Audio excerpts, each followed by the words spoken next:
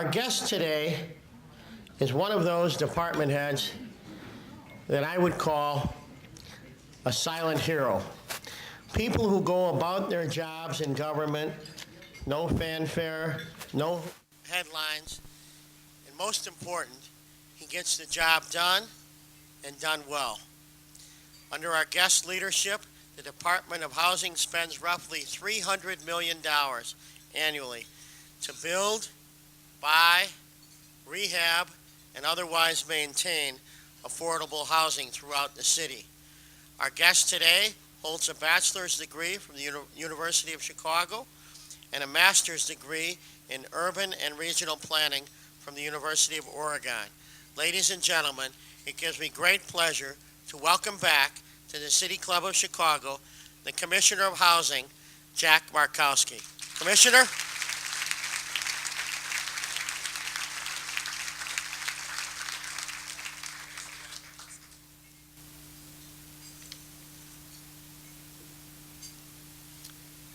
Thank you, Jay. Hello, everybody. Good afternoon. First, I'd like to recognize some very special guests of mine that are here, and have you all welcome them. Number one, my wife, Pat Sharkey, is here. And number two, I'm pleased to be joined by my daughter, Katie, who's also here.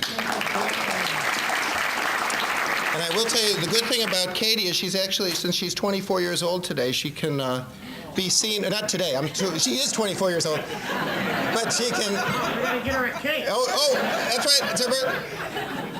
At 24, she can stand to be seen in the same room with me, as opposed to my 17-year-old, who wouldn't be, it embarrasses her when I walk in the room. So welcome, everybody, today. This is the third time that I've spoken before the City Club. I think that's a fact that attests to the importance of housing, specifically affordable housing in Chicago. I'd like to also recognize some of the people who are personally responsible for spurring affordable housing and community development in the city. Now, Jay has already recognized the first two of these people, but I want to give my own recognition to them. First, Alderman Ray Suarez. Alderman Suarez is chairman of the City Council Committee on Housing and Real Estate. He's the person as committee chairman who monitors our progress on our 5-year plans, and he constantly challenges us to do more. Secondly, I want to add my recognition, Alderman Suarez. I'd also like to add my recognition and appreciation to my predecessor as the Housing Commissioner, Julie Stash. Julie? Now, as Jay said, I don't know if everybody knows, as Housing Commissioner and in her current and then as Chief of Staff, and now in her current position as MacArthur Foundation, she has continually provided leadership and support, great leadership and support, especially with respect to things such as the CHA Plan for Transformation, our new Chicago Community Land Trust, and the preservation of rental housing. And for that, we thank you very much, Julie. And finally, I'd like to recognize senior management and staff of the Department of Housing. Why don't you all stand up with the Department of Housing staff?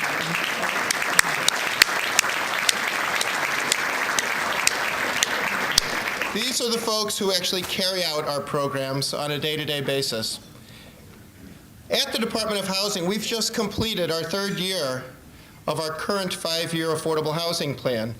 And I'm pleased to say we are on target to meet and exceed our goals.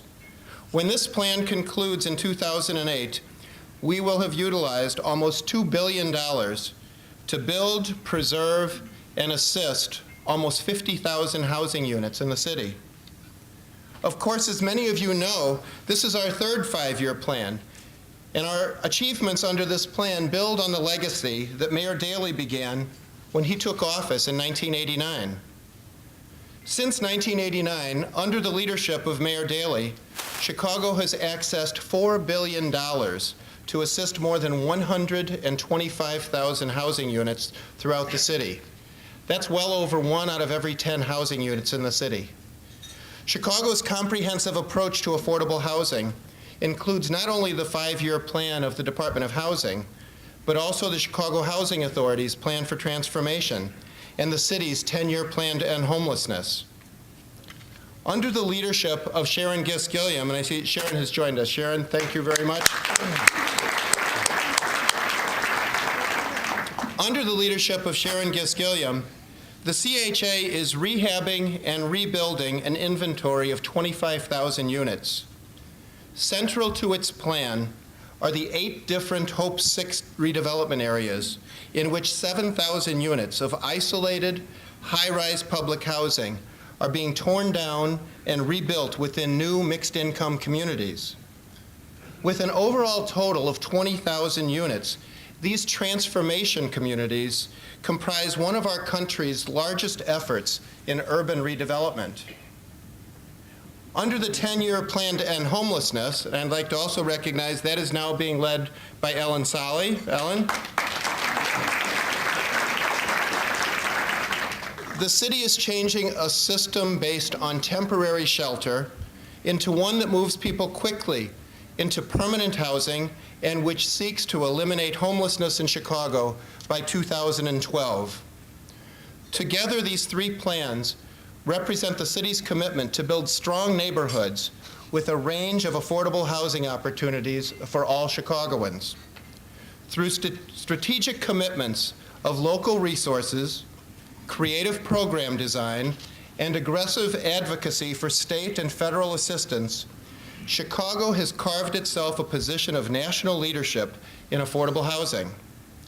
Our successes have caught the attention of former HUD secretaries Jack Kemp and Henry Cisneros in a bipartisan effort in their soon-to-be-published book, cite Chicago as the one city that best exemplifies a comprehensive approach to affordable housing.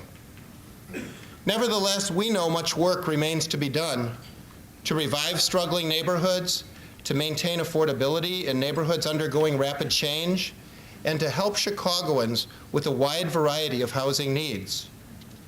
Today, Chicago continues to be strong and healthy. New construction continues to sprout across the city. Home ownership continues to grow, especially among Latinos and African American households. According to recent data from the U.S. Census, homeowners now account for 49% of the city's households. Despite these increases in home ownership, housing affordability continues to be one of our biggest challenges. Unfortunately, as in cities across the country, recent increases in the cost of housing have not been matched by increases in household income. Rent burden has increased for all of the nation's 10 largest cities. Median rent throughout the country rose 33% from 1994 to 2004, compared to an increase of only 3% in renter income. According to the 2005 American Community Survey, more than 1/2 of Chicago's renters are rent burdened. That is, they pay more than 30% of their income on housing. And across the country, new home buyers are paying a record percentage of their income to achieve this dream of home ownership. In Chicago, the American Community Survey estimates that 43% of our homeowners are now paying more than 30% of their income on housing. And yet the National Association of Home Builders still rates the Chicago area as the 4th most affordable of the 10 largest metropolitan areas. In terms of affordability, we rank behind Detroit, Dallas, and Houston. But Chicago continues to be more affordable than New York City, Los Angeles, San Francisco, Boston, Philadelphia, and Washington, D.C. Recently, escalating prices and rising interest rates have caused a slowdown in home sales across the country. The Commerce Department reports that sales of new homes fell more than 17% last year. In January, housing starts in the Midwest fell to their lowest level since 1991. While this housing slowdown may have a negative effect on the overall economy, it actually bodes well for housing affordability. In the last quarter of 2006, the median price for a single-family home fell 2.7% from the previous year. In the Midwest, this decline was even greater. Home prices fell more than 4% in the last quarter. In Chicago, we have developers faced with slowing sales and declining prices for homes and condos, and they are beginning to express interest in developing much-needed rental housing. Our city shares with other urban areas a number of challenges that must be addressed. First, and overriding, we have a need to assist those paying more than 30% of their income on housing, especially the 205,000 renter households who make less than $20,000 a year. Second, we have an aging housing stock in need of ongoing investment to avoid decay and perhaps demolition. Third, a need for a wide array of housing types, from SROs to housing for large families, from housing for seniors to housing for young people just starting out. And fourth, we have limited resources at all levels of government. In 2007, we will utilize more than $400 million to assist 12,000 units of affordable housing in Chicago. But what do these numbers mean in terms of who we serve? We spend 2/3 of our resources on households that earn less than 50% of the area median income. That's about $37,000 for a family of 4.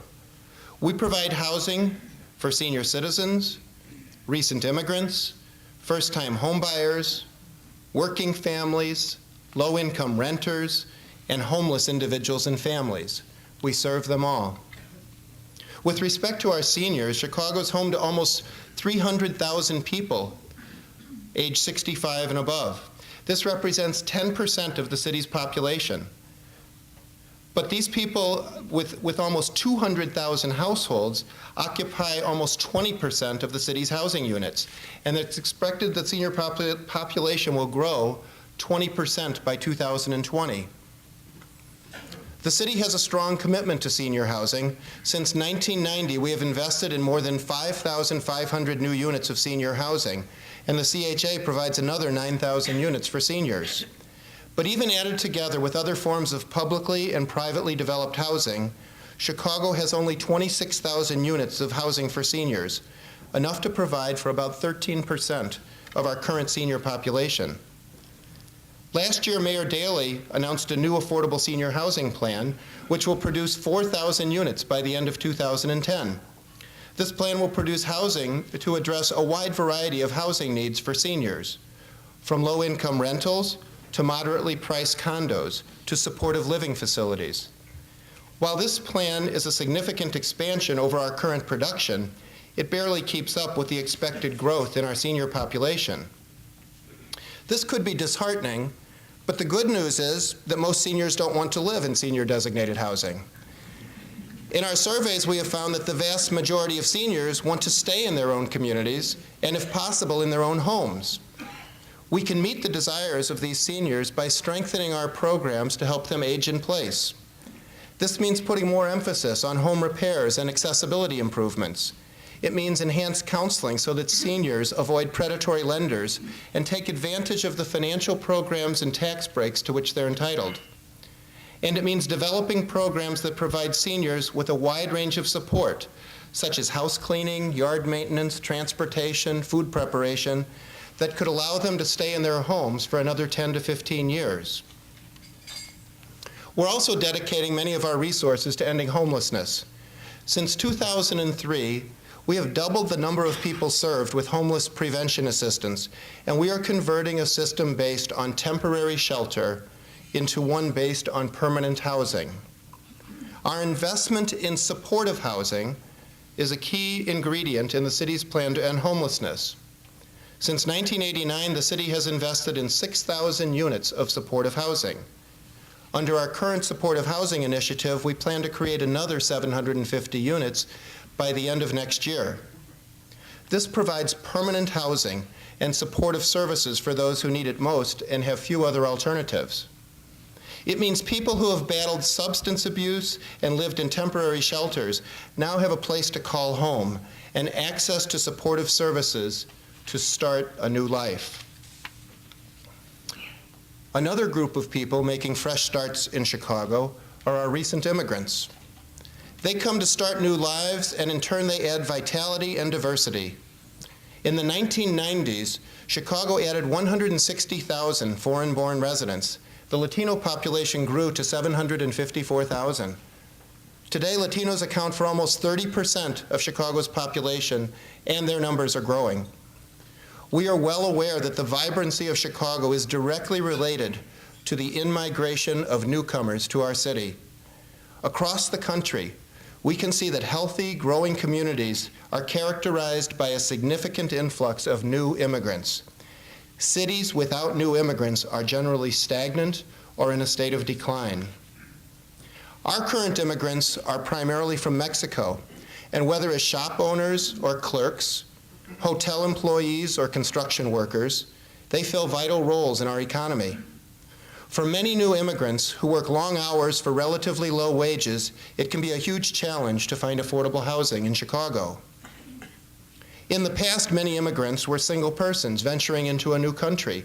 Today, many whole families are moving into our city.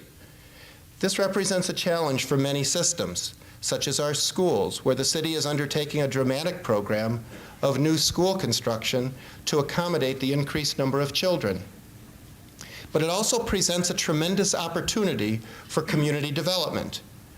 With 2 or more wage earners, these families are often in a position to participate in the city's programs for first-time homebuyers. Many of these families are buying the bungalows and other single-family homes left behind by our aging seniors. Others are buying new homes through programs such as New Homes for Chicago. The development of moderately priced homes is often the leading edge of community development. By moving into home ownership, families who are recent immigrants are helping to stabilize and rebuild the neighborhoods of Chicago. But perhaps the greatest need for affordable housing in our city is among low-income renters. In Chicago, there are 205,000 renter households with incomes less than $20,000 per year. It is not surprising that 80% of these households do not live in affordable housing. This is not a question of housing supply. There are sufficient units in the city. Rather, these households simply lack the funds necessary to pay the rents that are required to operate rental housing in virtually every community in the city. We need to find ways to get money into their hands, whether through education and job training, or through programs such as the Earned Income Tax Credit. In Chicago, we have responded to this need by establishing the Low Income Housing Trust Fund. This is the country's largest locally funded rental subsidy program. Each year, the city provides $7.5 million to pay a portion of the rent for more than 2,000 very low-income households. As many of you know, in 2005, in a bipartisan effort led by Mayor Daley and supported by the real estate industry, the state of Illinois enacted legislation that imposes a $10 recording fee on all mortgage documents. This fee is expected to generate more than $25 million per year in Illinois to be used exclusively for rental subsidies for very low-income households. Chicago will receive 40% of this total, which will allow us to double the service of the trust fund and reach a total of 4,000 households per year. This expansion will include rental assistance to move 1,000 homeless families into permanent housing. In 2007, the people who need affordable housing, to serve the people who need affordable housing, we will continue and expand upon our 3-part strategy. We will build affordable housing, we will preserve what we have, and we will assist people to purchase, rent, and rehab and maintain their homes. We will continue to build because, simply put, in today's economy, the private market cannot meet the affordable housing needs of our city. Virtually no new affordable housing is built without government assistance. This is particularly true when we are talking about rental housing and housing for low and moderate income households. We will also build because strong housing builds strong communities. Often the investment in affordable housing is the first step in bringing new life to a disinvested community.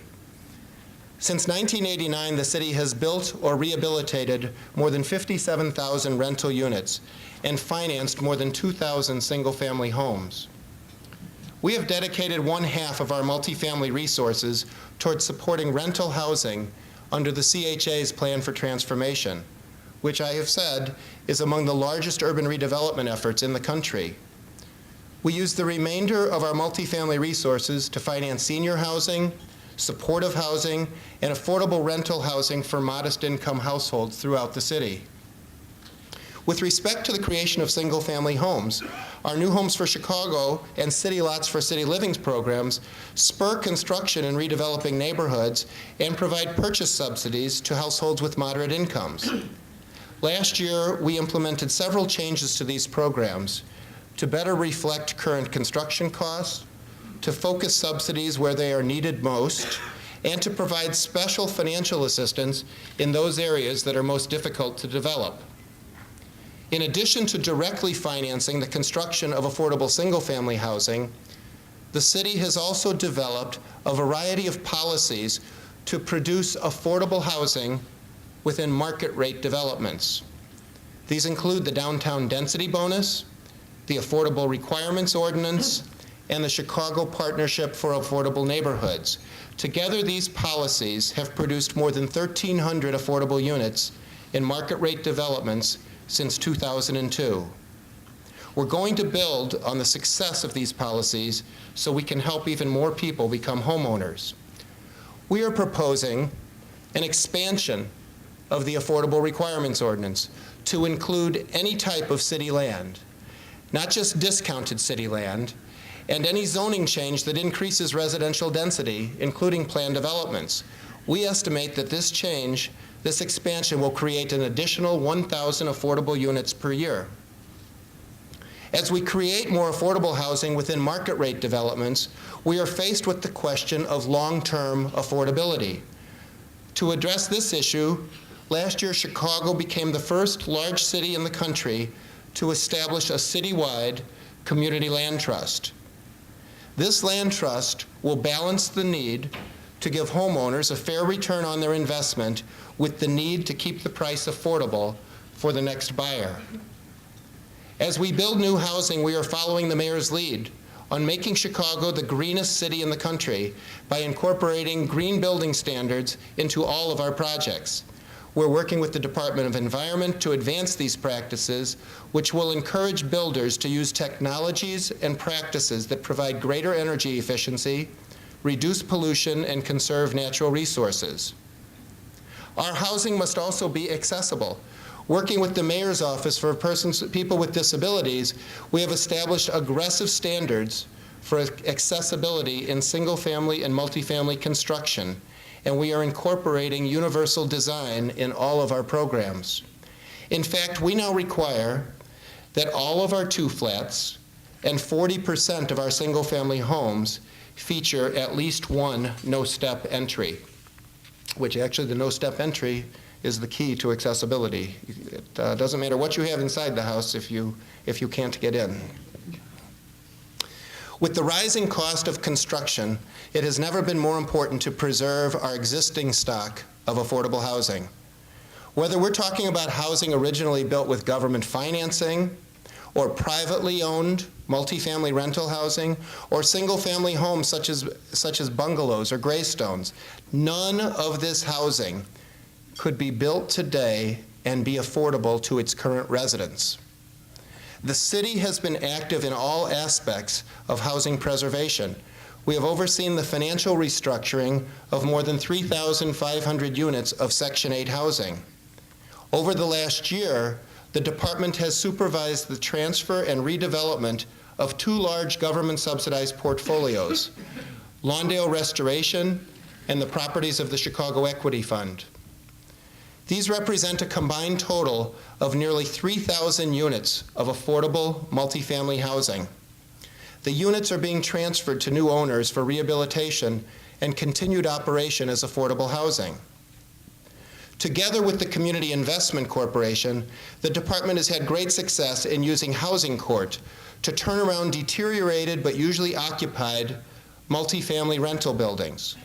Under the award-winning Troubled Buildings Initiative, more than 4,200 apartments that had dangerous code violations have been reclaimed and rehabilitated since 2003.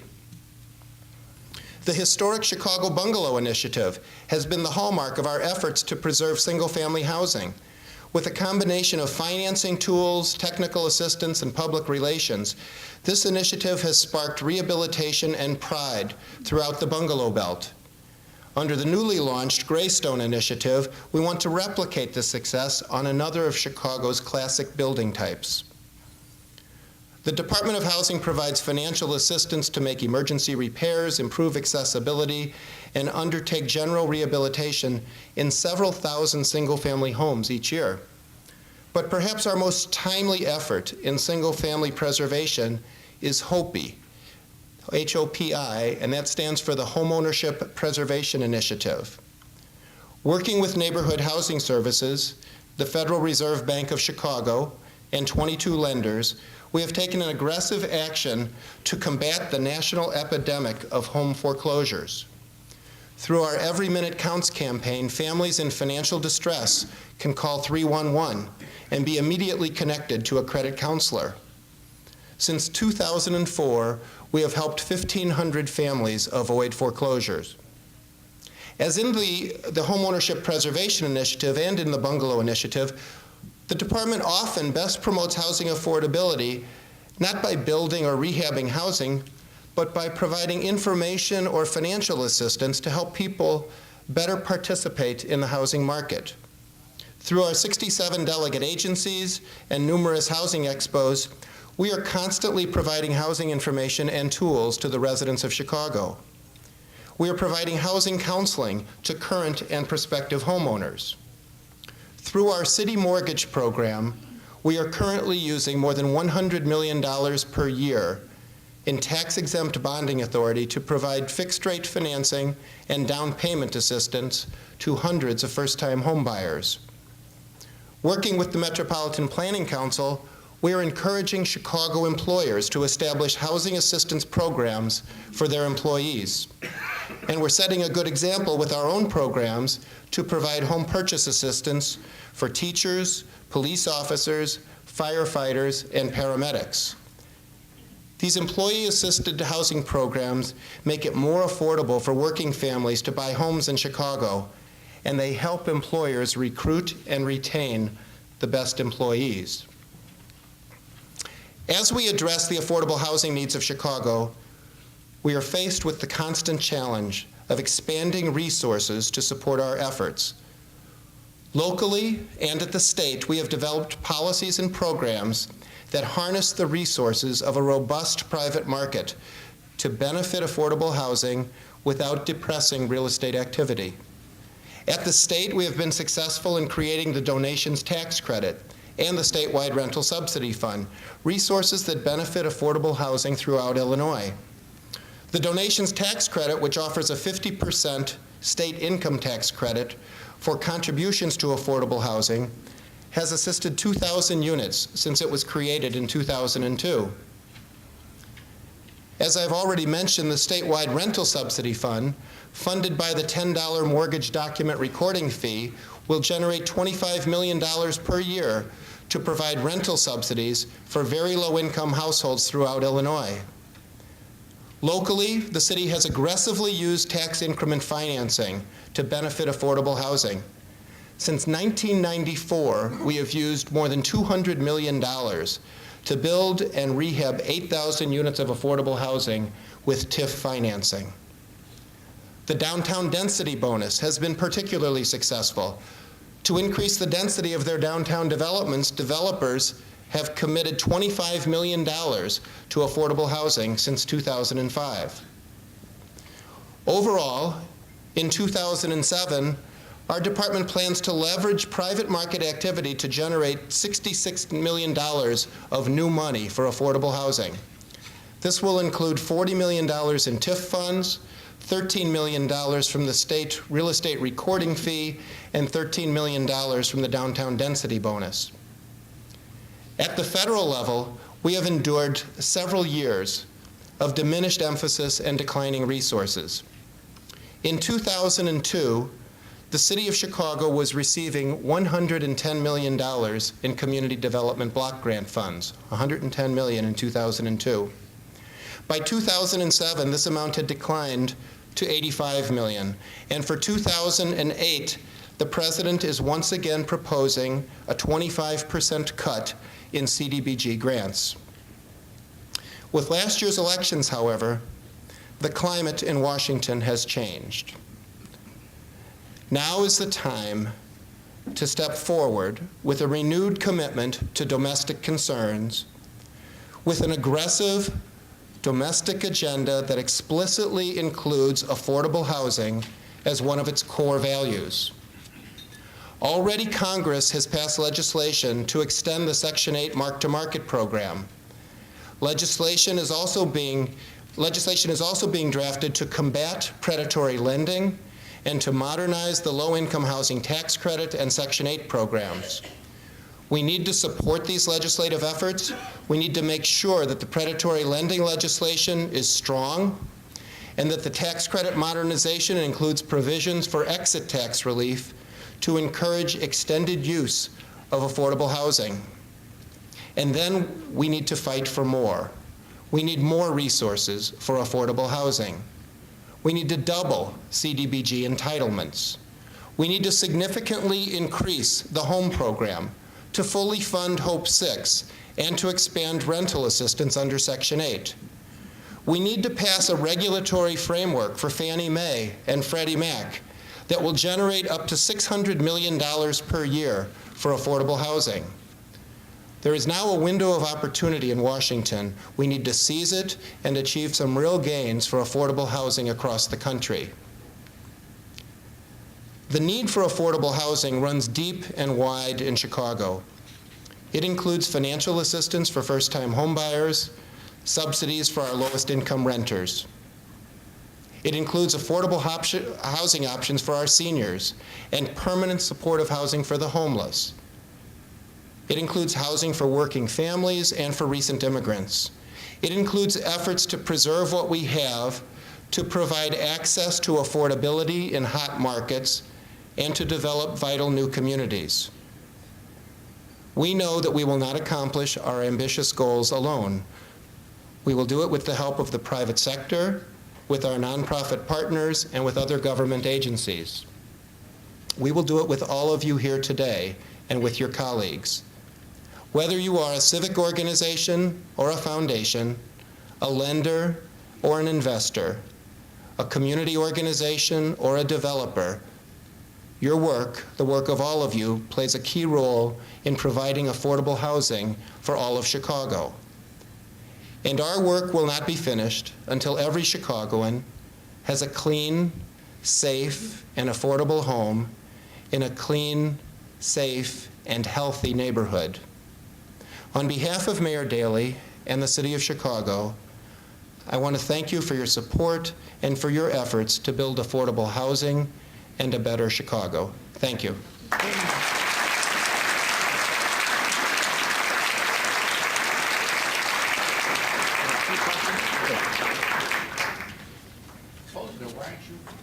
There'll be time for some questions. Step up to the microphone. Kathy was Mr. Usual being the first one, but moving now. Wait. My foot fell asleep. All right. One thing that I'm confused about, by the way, Kathy Posner, you were Hi. when you, let's say, when you spoke of how $25 million has come from developers into affordable housing because of let's say, the density money Yes. or something else. If you think about it, it's really not the developers paying for it. They're just raising the prices of each unit in a condo to be able to make up for what they're being charged by the city. So I don't seem to understand how it's the developer paying for it and not the person who's buying the unit in the building. Well, I don't want to just use semantics about who's actually paying for it. It's the development activity itself that pays for it, and it's incorporated in the development activity, I'll grant you that. But now, with the downtown density bonus in particular, the developers are buying increased density of their development.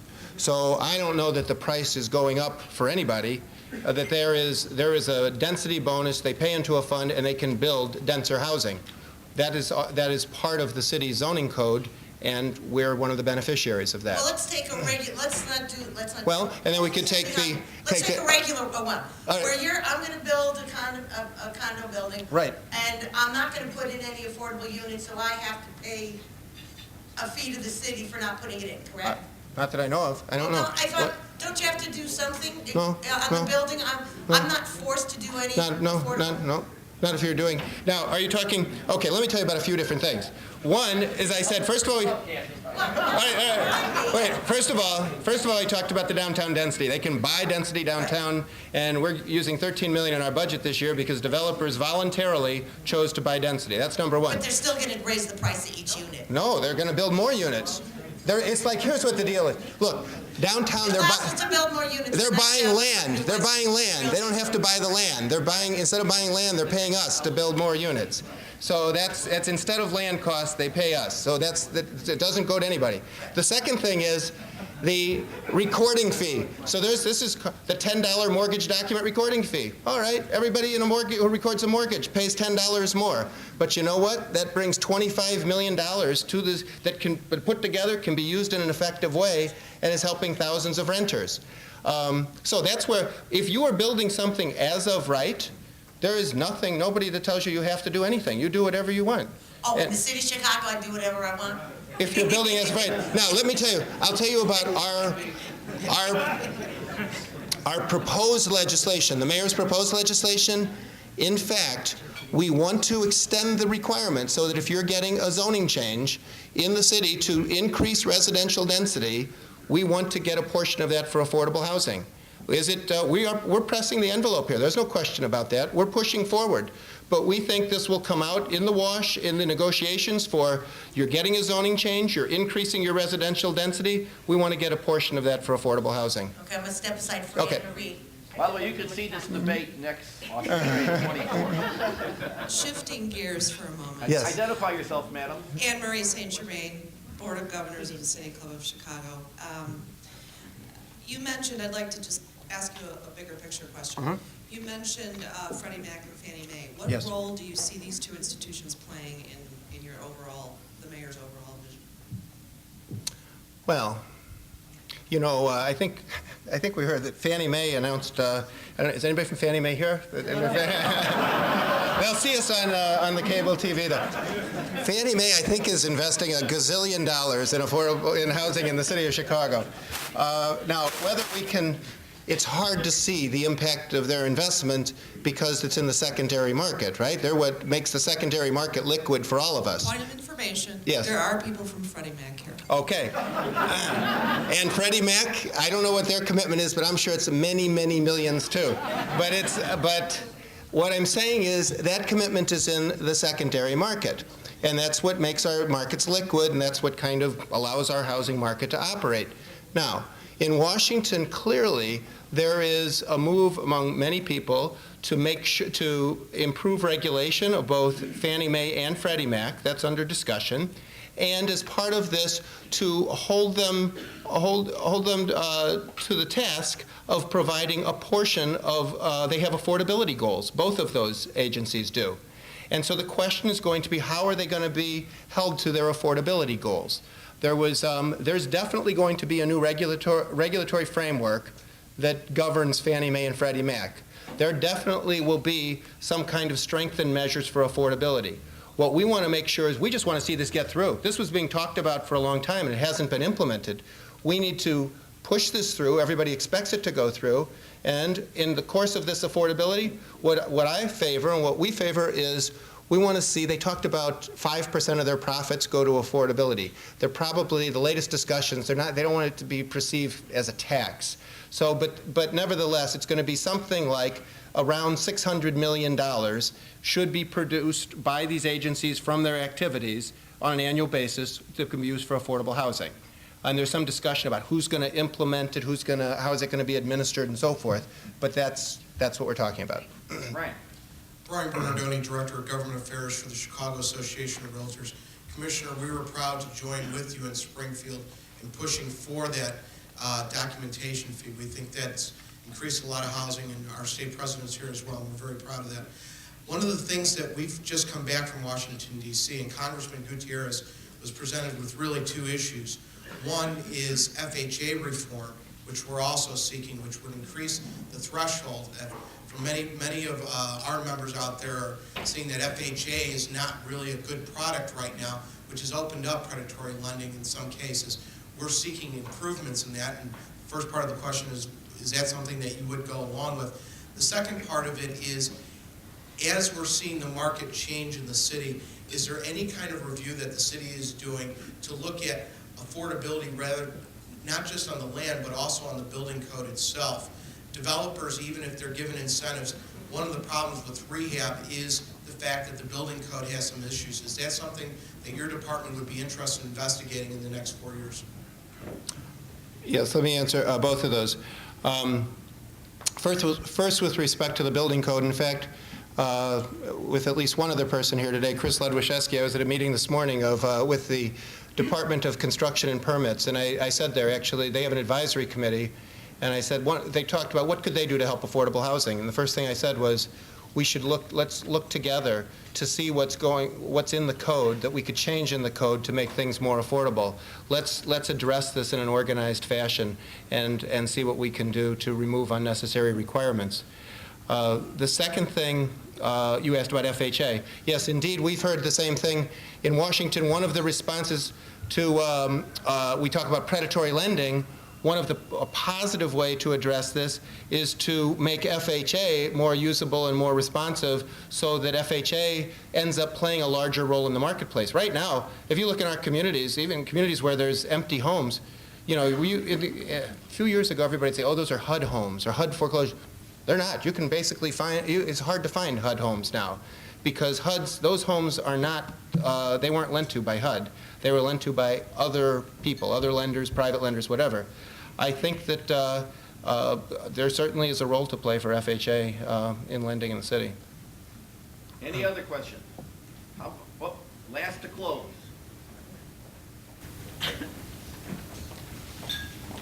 Commissioner. Hello. Michelle Collins from Shore Bank. Hi. As you're talking about affordable housing, I'm trying to really get my arms around affordability. I've heard it's an oxymoron, that in Chicago, what's affordable? And when you talk about the income of low to moderate income people, how can they really afford anything? And second part of that is there's the affordability issue and there's the issue of, I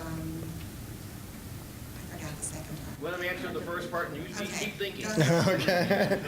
Affordability, yes. I mean, in a big way you could say, what's affordable? What's affordable to you may be different than what's affordable to me, and everybody has their own measure of what they can afford, what kind of home they can live in. Now, where are we active? We're active in the marketplace where people need more help. We're not where people need more help, or where we want to rebuild communities that are, that maybe we want to appeal to market rate in development in order to rebuild communities that need economic development.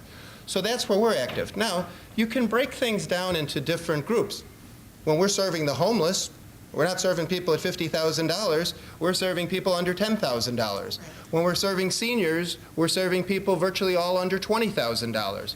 When we're serving our renters, we're serving people in general in our tax credit rentals, people of incomes between maybe $20,000 and $40,000. When we're doing our first-time home buyers, it's from maybe $35,000 to $75,000.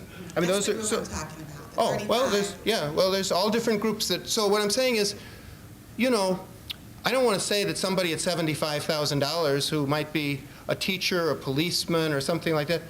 I'm not going to claim that they're a homeless family or that they're a very low income, but we also have an interest in helping them find homes to buy in the city and promoting their living and their investment in the city.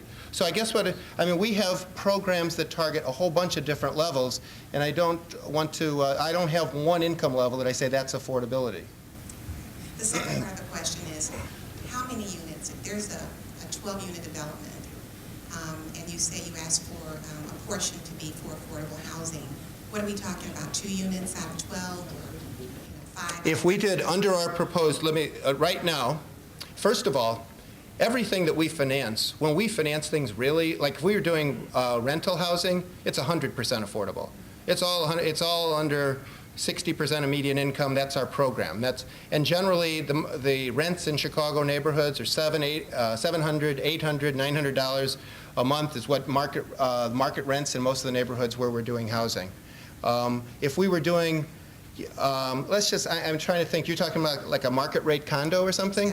Okay, you take a market rate condo, if we were participating in something, if it was on city land that you got at a discount, you'd have to do 1 unit affordable. If you were getting some city financial assistance, like it was a TIF district, you'd probably have to do 2 units affordable because it's 20%. So it'd be, 12? yes, yes. Yeah. So but bear in mind, that's all in the category of trying to get some affordability out of private market activity. This is not like us investing our funds to create affordable housing. So a lot of the discussion that's going on right now is about this one little segment, which is, you have private market activity, can you get some affordable housing out of the private market? And it's what was your name? Kathy. What Kathy talked about is, the flip side of this is everybody else in the building's going to pay more. So you got to be careful about this. You don't want to raise the price for everybody else or stop real estate development. So that's. I just think the big, the pushback on that is that in the city of Chicago, residents are feeling as if they can't find housing. And I'm not talking about the 20,000 and below. I'm not talking about rental housing. I'm talking about people who want to purchase and live in their homes or live in the houses when you see the developments. At what kind of income level is in your mind? Let me ask you, what's moderate income? What I'm saying is we can get people who are making $40,000 or more into homes in Chicago, into new homes. That's what I'm saying. As a lender, I'm having problems with that. We do that all day long at New Homes for Chicago. We gotta do that. All right, Okay, good. thank you. Well, all right, you will be the last person. My name is Judy McIntyre, and I work at the Chicago Christian Industrial League. And I would just like to thank you, Jack, thank you. and your staff. We have been funded for about 339 units of affordable housing in downtown Chicago. So if anyone wonders if that works, these people are either disabled people or they are people who earn under $25,000 a year. They're able to live in single-room occupancy offices, apartments, but they also get social service delivery, and that's all in the downtown area, 618 South Wabash and 1801 South Wabash. And without programs like the city, these people would be homeless people. So thank you very much, Jack. Thank you, Judy.